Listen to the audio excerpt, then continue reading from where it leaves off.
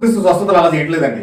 ఈయన ఎలా చేస్తున్నాడంటే ఏదైతే దేవుడు లేఖనాల ద్వారా ప్రవశించాడో ఆయన వచ్చినప్పుడు కుంటి వాళ్ళు నడుస్తారు, గుడ్డివారు చూస్తారు, మోగవాళ్ళు మాట్లాడతారు, చనిపోయిన వారు లేస్తారు అని యెషయా ప్రవక్త 35 అధ్యాయంలో, యెషయా గ్రంథం 35 అధ్యాయంలో యెషయా ప్రవశించిన ప్రవచనం ఆధారంగా ఏదైతే పాస్టర్ ఏదో ప్రవచనాలు చెప్పి మరి అమ్మని కొడుకు తగ్గిపోద్దు ఇప్పుడే నీ నామం యేసుక్రీస్తు నామములో ప్రవశిస్తున్నాను అని ఏదో ఉద్రేక భావంతో ఆయన ఏదో ప్రవచనాలు చెప్పట్లేదు, కానీ నేరుగా హృదయ రహస్యాలు చదువుతూ దేవుడు వారి యొక్క లేఖనాల ఆధారంగా దేవుడు వాళ్ళని స్వస్థపరుస్తున్నాడు. హల్లెలూయా. ఆయన దేవుడు అయినట్లుగా స్వస్థపరచట్లేదు కదా, దేవుడు అయినట్టుగా స్వస్థపరచట్లేదు. ఆయన ఎలా స్వస్థపరుస్తున్నాడు అంటే లేఖనాలు స్థిరపరచడానికి. ఏంటి లేఖనాలు స్థిరపరచాలంటే ఒకసారి చూడండి, యెషయా గ్రంథం 35 అధ్యాయం మనం చదివినట్లయితే తత్తరిల్లు హృదయంతో ఇట్లా నుండి భయపడక ధైర్యంగా ఉండు, నీ దేవుడు వచ్చుచున్నాడు,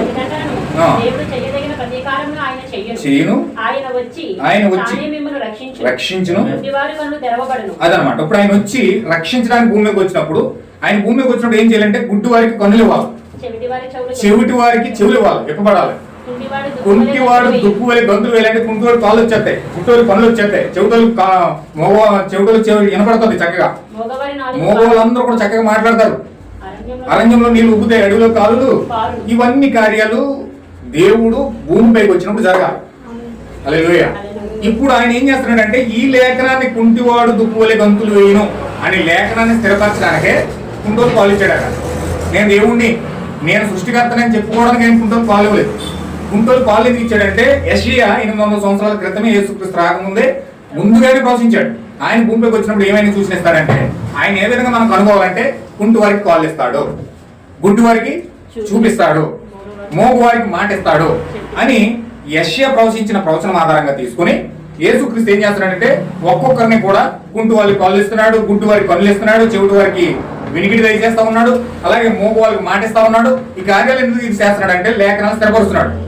ఎప్పుడైతే అలా స్థిరపరుస్తున్నాడో లేఖనాలన్నీ చూస్తున్నాడు. మోహన్న, పేతురు, ఆంద్రేయ, యోహాను విస్మయం పొందుతున్నారట. ఏంటినా ఇప్పటి వరకు ఎవరు కూడా కుంటోలు కాలు ఇవ్వలేదే, ఏ పాస్టర్ ప్రార్థన చేసినా కుంటోలు కాలు రాలేదు, ఏ పాస్టర్ ప్రార్థన చేసినా గుంటోడు కళ్ళు రాలేదు, ఏ పాస్టర్ ప్రార్థన చేసినా చచ్చిపోయిన వాళ్ళు ఎరలేదు, ఏ పాస్టర్ ప్రార్థన చేసినా మోగోడికి మాట రాలేదు. ఈయన వచ్చినప్పుడు జరుగుతున్నాయి. అంటే 800 సంవత్సరాల క్రితం యెషయా ప్రవచించాడు ఇలాగని. అంటే దేవుడు భూమిపైకి వస్తే ఖచ్చితంగా కార్యాలు జరుగుతాయి. ఆయన ఎవరో కాదు, ఈయనే దేవుడు, ఈయనే ఈ మెస్సియా, ఈయనే క్రీస్తు.